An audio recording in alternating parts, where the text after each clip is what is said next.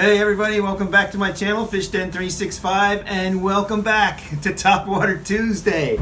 Tonight, we're going to be talking about waking a crankbait.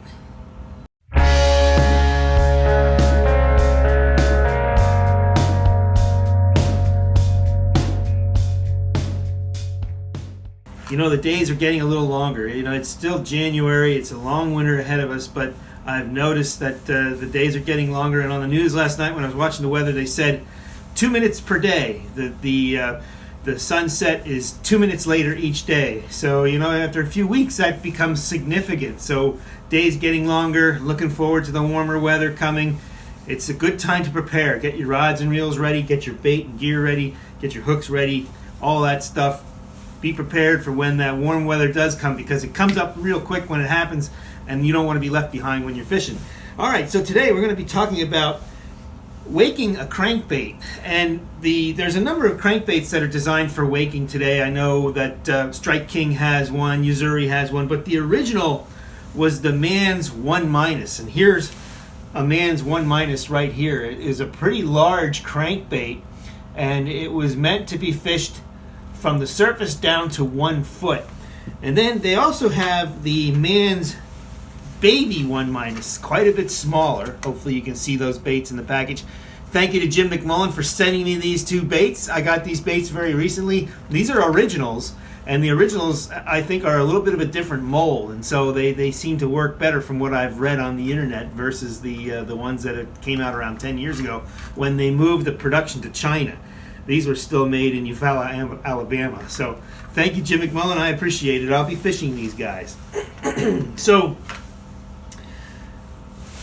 Man's came out with this bait many years ago, and it was the first of its type, I believe, to hit the market, where it was a wide-bodied crankbait meant to be fished either just under the surface or on the surface, or no more than 1 foot deep. So you can basically reel this thing really fast and it won't go down very far. But if you reel it slow and you keep your rod tip up, then it actually stays on the surface. And you can make a slow wobble on the surface, or you can raise that rod tip and reel a little faster, and it'll go just maybe 1/2 inch to 1 inch under the water, and it'll make a bulge, a wake on the top.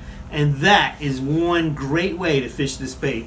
There are times when that situation is working and catching fish, there isn't much that beats it. So, and one of the ways you can determine if it might be a good time to fish it is if you're throwing, let's say you're throwing a buzz bait and you're getting short hits on it. They're not quite committing to it. Maybe you're over some grass beds.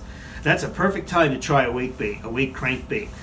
Throw it over that same shallow water and see if they don't commit more to that. There's been times where I switched over to this kind of bait, and when they committed to it, they fully committed to it. And there's other times where they don't seem to want it as much. You just have to go out there and experiment and see. But when it's right, this is one of the better baits that you can be throwing. So what are the conditions that are best for throwing a waking crankbait like this? I would say a couple of different things. One is, you want, weather-wise, you want days where it's not so windy. You want calm days, or where there's just a little ripple on the water. Any big chop or that kind of thing.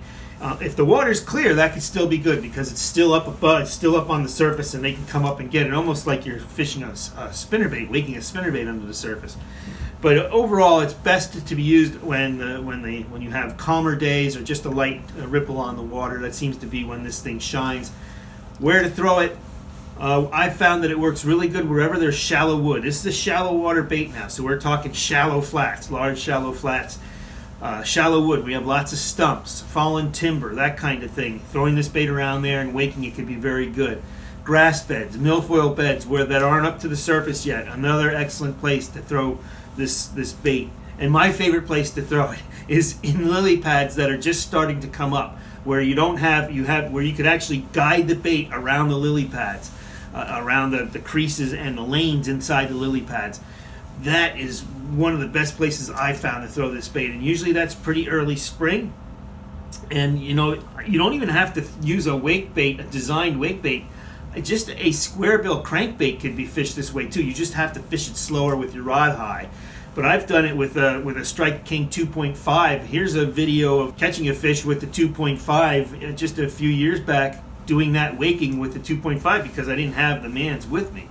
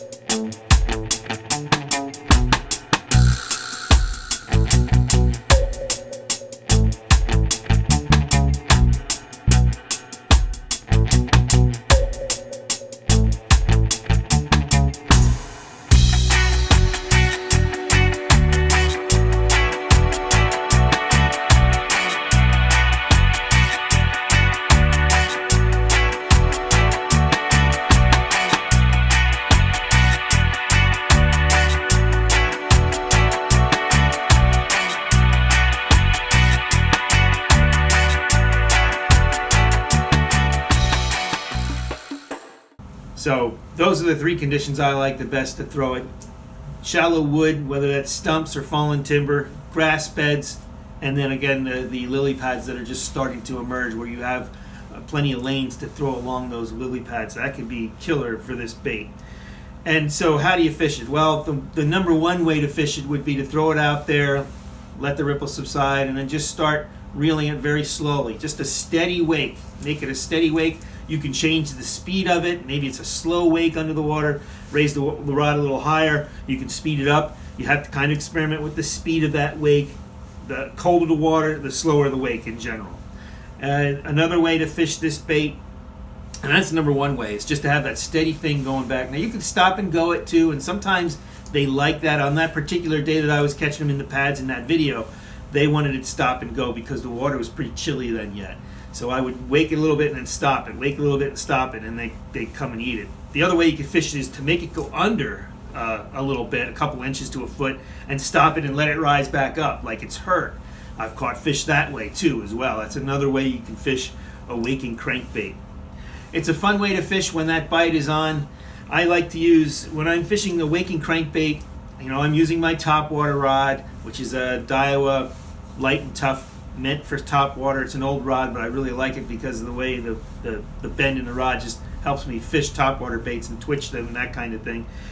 But the line I'll use is 20-pound test braid, and then I'll always tie a monofilament leader to it. When you're fishing something like this, with the baby -1, I might go to like a 12-pound test monofilament leader so that I don't kill the action of the bait so badly.